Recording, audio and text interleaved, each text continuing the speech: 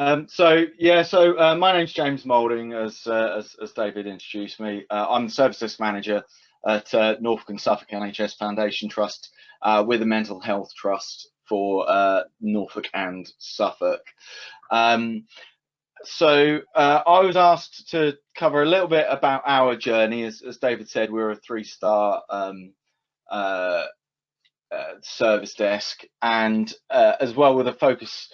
I'm going to talk a bit about Concept 8, and I apologise for the really punny, terrible name that I came up with for the presentation of a tale of 41 metrics. I feel like I should be starting this presentation with, it's the worst of times, it's the best of times, but I won't.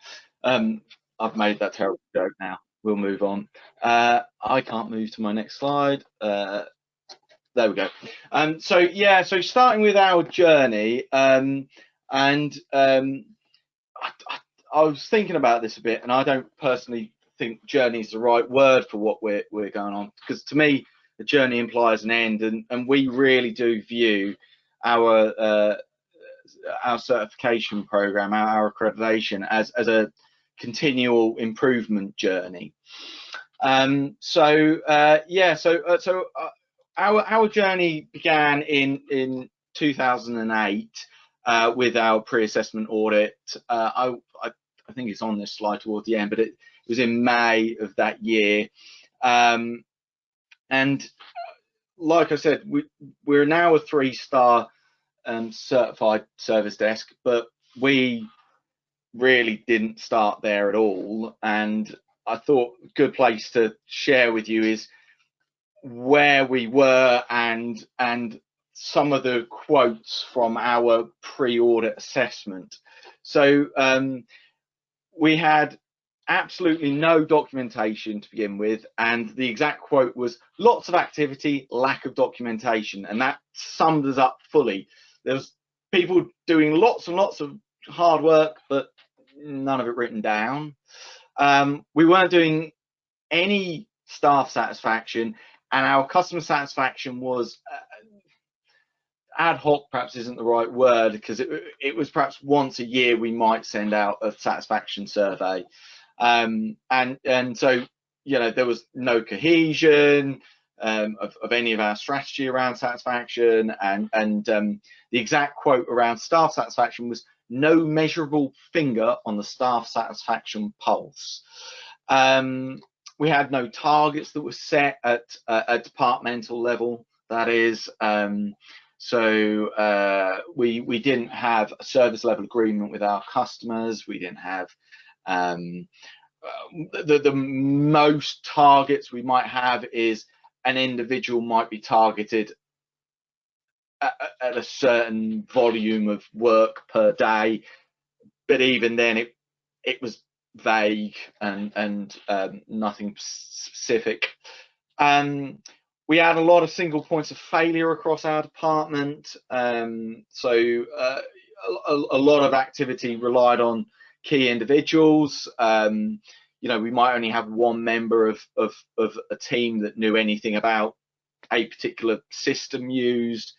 And the bit that obviously I'm here to focus on today, we had no reporting. Now, no reporting may be a bit of a stretch. We perhaps had, like I said, we might have an individual team leader reporting on how many jobs a member of their team was solving in a day, but it was certainly never shared across the department and never shared with our customers, and you know, there was no formal reporting going on either. And that was all that came out in our original pre-audit assessment back in May of 2018. And I will share, although it's a little bit embarrassing, our preliminary results. So this was our pre-audit assessment, what we actually got. So we were not in a great place. For those who don't know, and the reason why the names of the concepts are a little bit different is this was standard version 7 rather than version 8, but we needed to hit 2.3 in every single concept to be accredited, and there's 5 there that weren't. So leadership, people management, processes and procedures, customer experience, performance results. So yeah, so our journey began. I've skipped a little bit forward there. So yeah, so like I say, we had 5 concepts there that we were failing to meet minimum score. We had 9 months before our audit in March of 2019 to achieve them, and there were some challenges in that. I've already talked about some of the findings of our pre-audit assessment. But yeah, one of the first things that happened was we had a change in service desk leadership. So in May of 2018, during the pre-audit assessment, I was an infrastructure technician. I was a tech, not a team leader, not a manager or anything like that. And so my predecessor, she left during, I can't remember if it was just after or just before our pre-audit assessment. And so my first day on the 1st of June or whatever it was of 2018 was dragged into a meeting with all the other department managers and gone, here's our pre-audit assessment. Hey James, this is what we need to fix. So with 9 months, there was a mad flurry of activity, and I don't mind admitting it was a bit of a mad flurry. So we had all the processes needed documenting.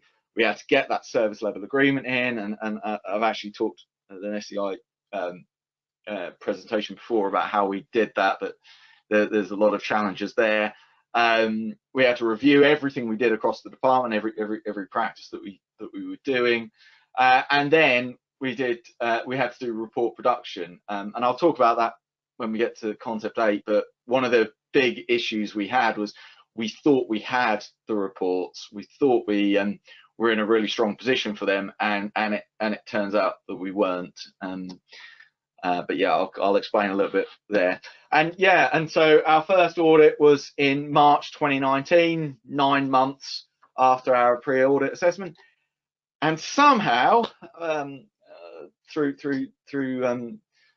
sheer force of willpower, I think we achieved 3.27 overall. Unfortunately, I couldn't actually, when I was putting this together, I did want to bring up the exact scoring so you could see the differences of where we'd improved, but I couldn't actually find it when I was putting this together. But yeah, big jump, so we wouldn't have been able to be accredited, and in that 9 months we managed to get ourselves to sort of 3 stars, and our journey didn't end there. So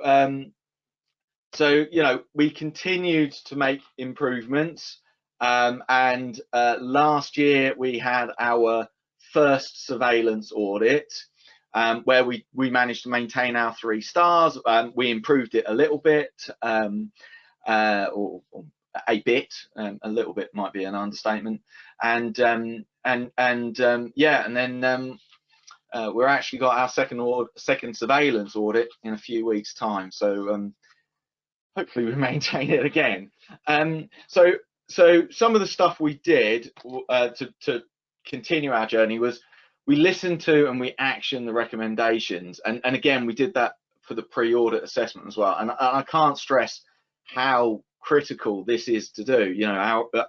Our auditor Lynn, but all the auditors are hugely experienced. They don't put these recommendations in for nothing. So we try and action every single recommendation. Obviously it's not possible to do everything, but we certainly try to. And I did mention it a little while ago, but for us, we truly embrace this as our continual service improvement program. We see it as we have this continual service improvement going on all year long, but it's our chance to audit that continual service improvement and see, have we improved over the past year? And it's as much, for us, it isn't about ticking the box and getting the audit and blah blah blah. It's about, have we actually improved over the last year? again, one of the things we did was we focused on problem areas. You know, and this is a tip for everybody. You know, you'll get your report and it will show where your problem areas are. But one of the things I would highlight is, you know, don't lose sight of those successful areas where you're doing really well as well. You know, there's and this is why, and I wish I'd had for our surveillance audit here as well, for our last surveillance audit, we dropped slightly in people management between our first full audit and our first surveillance audit. We dropped in people management, and so for us, we've had to, you know, we were really strong in that, and then we dropped. So, you know, we've had to put more focus on that this year to make sure that we get back to where we were, if that makes sense. And then just looking forward a little bit on our journey, you know, we are aiming for the stars, not to be a bit cheesy there, but it's, you know, we would love to reach 4 stars. Whether we do it in our audit in 3 weeks' time or not, I don't know. I think Lynn's here, so I don't know if she's open to bribery. But but that's our long-term goal. Is, you know, we'd love to be a 4-star business-led service desk. That's where we really want to get to. But then also what we're now looking at is, we're doing so well with our SDI journey, is, you know, are there other standards that we can also, you know, we don't want to abandon SDI, we want to keep with SDI and keep with the program, but are there other standards we can also look at to achieve? ISO 20001 sort of springs to mind as one. But yeah, that's a very, very short, brief intro into our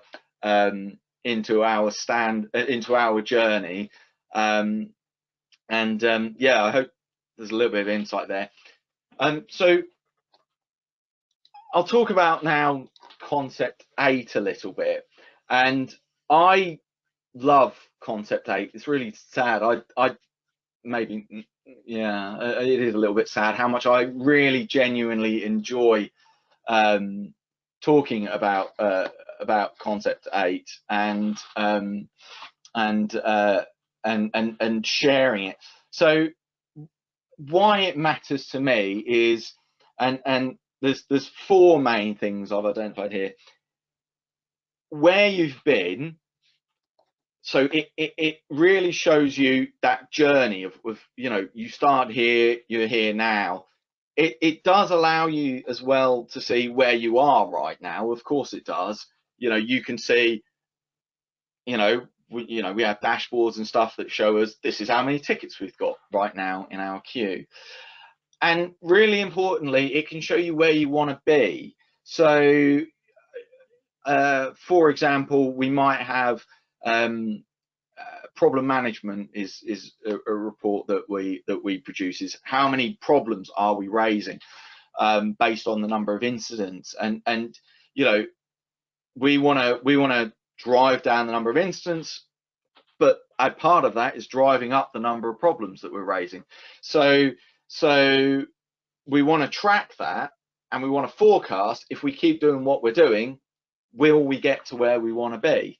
Yeah, then the final thing is what is absolutely the most important thing to me of why it matters, and that's transparency. I think this is something that our department didn't have a lot of. I couldn't, 4 years ago, if I was in my role 4 years ago, I couldn't have told you what the infrastructure manager, what his team were doing. I couldn't have told you what the clinical systems team were doing. You know, I couldn't tell you those things. And now, don't put me on the spot, but I could give you at least a good idea of you know, their general performance. And then also, you know, it allows you to be transparent with your customer. This is how we're performing. Are we meeting your expectations? So yeah, transparency. I then want to talk a little bit about the pitfalls of concept 8, and these are things that I've personally experienced when getting this together. So the first, and I alluded to it earlier, I've got the data, that's fine. So this is the situation we found ourselves in, that we had a tool that was accredited by SDI to produce SDI's reports, and we thought, great, done. We don't need to even look at this. We'll get 4 stars, excellent. And then, as you saw in our pre-audit assessment, we didn't get 4 stars in reporting at all, because, yeah, we had the data and we could look at that data, but we weren't looking at that data. We weren't trending it. We weren't targeting. We weren't able to talk about it. We weren't able to share that narrative of it. So yeah, so that's not a great place to be. We'll get these reports for the audit is the next pitfall that we faced. And yeah, again, you know, these reports, I can't stress that they really are valuable. They do add a lot of value. So actually just getting in for the audit, you're missing out on all the time before the audit that you could be looking at this and saying, oh, you know, do we need to make some changes here? Do we need to make some improvements? So the next pitfall we had was, we'll only derive value from a couple of these reports and ignore the rest. This is genuinely something that, perhaps not word for word that I heard, but it was a conversation that I remember having with one of my counterparts a few weeks into my role. So shortly after our pre-audit assessment, was, you know, there's only a few here that mean anything to us. Let's ignore them. Ones that stood out were the financial ones that, you know, we just ignore them. You know, they're not. We'll produce them, but they don't really matter. And you know, that's completely the wrong attitude to have. As we've soon learned, every single one of these reports has value. Some, yes, you know, we derive more value from some than others, but actually, you know, they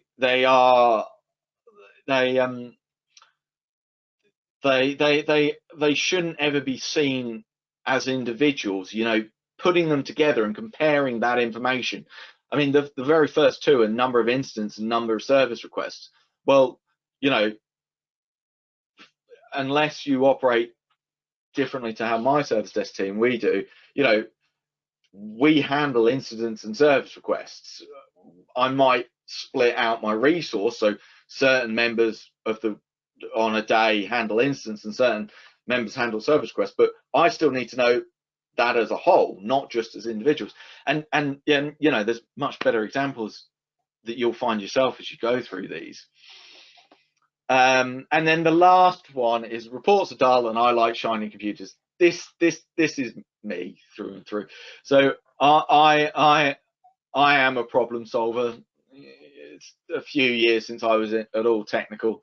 The problems I solve are management problems now, not technical problems. But it's you know, at heart, I am a problem solver. And it was only when I started looking at these reports myself and going through them that I realized these are a huge boon to my problem solving. How can I solve a problem with my team's performance if I don't have it clear in black and white of how are they performing, and as we drive those improvements, where they're going? So I think, you know, I didn't personally get into IT to look at reports, but now I love doing it and I do it all the time. So yeah, that's me, and terrible admission. So the next few slides I wanted to share are just, these are some of the stuff that we learned a little bit the hard way. So the first is, making it pretty won't change anything. So I've shared two pictures here. The one on your right is genuinely from our audit last year of the number of incidents coming in, with the split between our 2 supported channels, for instance, which are phone calls and via our self-service portal. And I think it's quite pretty, and it shows lots of information. The one on the left is the same information, just an Excel spreadsheet that I put together in about 10 minutes, showing the same thing. It's not as pretty, but it shows the same information. And if you can't make it pretty, to me, I don't think it matters. The important thing is the information, the data, what it's showing is what's important. And that brings me on to the next pitfall that we stumbled on, and that's show what you need to show. So again, I've got two screenshots here, one from our 2019 audit and one from our audit last year. And this is the comparison to service level, I think it is. It was 8.27 in the version 8 of the standards. And the one on the left, poor Lynn could not get her head around what she was even looking at there. It was just information overload. It was not showing what we wanted it to show. You couldn't see if we were improving. You couldn't see if there were any trends. It was just, here's a dump of all our service level information. So taking that on board for 2020, we tidied it up. We highlighted 5 of our SLA metrics that are really important to us and actually really important to our customers, and showed it a lot more clearly. And the rest, they actually feed into these 5 metrics, but they're more like a balanced score. They're more behind the scenes now, rather than, you know, here's a overload of information. Yeah, and then the last of these sort of big pitfalls that we did was narrative. I think, you know, certainly if you're aiming for those higher star levels, being able to share your narrative is really key. So this is a template. I shared it with SDI, but you know, if anybody wants to get in touch, I'm happy to share this. It's just a template of, you know, so we can easily tell our story, and you know, and actually telling that story is really important when you're doing this audit of what is the data showing. Yeah. So then this is my last slide, I promise, because I realize I'm over time and we were over time anyway. So so these are just some tips that we've learned along the way. Prepare the reports early, because then you can start looking at them early. It's, you know, they're no good if you're looking at them, if you're preparing them days before your audit, because then you've got no time to actually bring in any improvements that will show what you're doing. Having the right tools is really important. So like I say, we had an accredited system that produced these reports for us, but you know, so you know, we had the right tools. We weren't using them, but we had the right tools. Making part of your daily routine. This is easier said than done, but you know, now as a department, we're used to looking at dashboards and looking at daily reports, and then, you know, we have some reports that are daily, some that are weekly, some that are monthly, some that are even quarterly. Do we have any annual ones? I think we do, yeah. Some of our staff satisfaction stuff is annual, so we do have all these different time periods of all our reports, and you know, it's part of our daily routine of looking through them. Target setting sessions.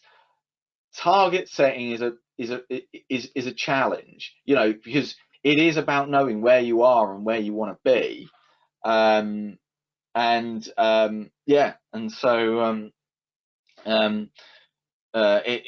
you need to set time aside to actually do that.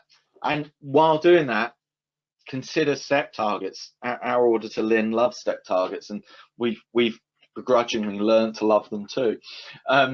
So you know, if your first time fix rate is your target, if it's currently 80% and you're down at 50%, there's no point immediately setting yourself the target of 80%, because you're going to be you know, demoralize everyone, because it's going to take you a long time to get there. So set it at 55, set it at 60%, and work your way towards it. Have that end goal in mind, but work your way towards it. So the next one is the next one is discuss the reports. So and I'll skip to the next one as well, and actually use them and share them. So these reports are really useful, all the ones in Concept 8, and so talk about them with your teams, with your colleagues, with your higher ups. Talk about them with your customer. Now, your customer is not likely to particularly care about some of them.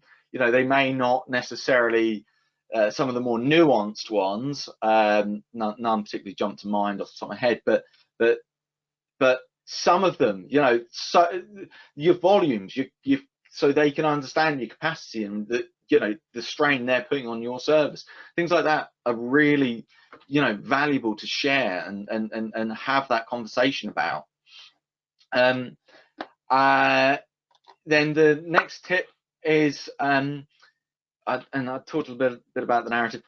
Make sure, if you are going to do that piece where you compile your narrative, where you're talking about these reports, do it ahead of your audit. There's no point doing it again a few days before, because your narrative is your story. I think if you have, there's the converting data to information to knowledge to wisdom, if I remember my ITIL, but it's but you're doing those latter steps. You're converting it into information, knowledge, and wisdom, and so if you're not doing that, you're not deriving value. And then my very last tip is use your auditor for, and really this isn't just for Concept 8, this is for all of it. Lynn's for us has been a really valuable resource, and they should be. They're very clever people, they're experts in what they do, they're very experienced, and we've learned a lot from ours, and so utilize them. And that's everything from me. Are there any questions? Brilliant. That's great. Thank you. Yeah, that's a good question. We are a little bit over, but that's great. I think what's really important for everybody who's listening at the minute is to really understand, if they've not looked at the best practice standard, which is a free resource, it's a fantastic resource, especially around guidance on performance measurements, on metrics, what to measure, how to measure, and as James has already said, trying to turn that into stuff. We have run over, James, but I'm going to drop another bombshell. I'm sure Holly will be shouting at me later. We've got a panel discussion at 20 to 2, I think it is 13:40, where we've got a few guys. We're talking about auditors specifically, talking about their experiences and everything that goes with that. If you and Robert want to hang around to join that panel, you're more than welcome to. Right? We'll have an hour. We'll maybe have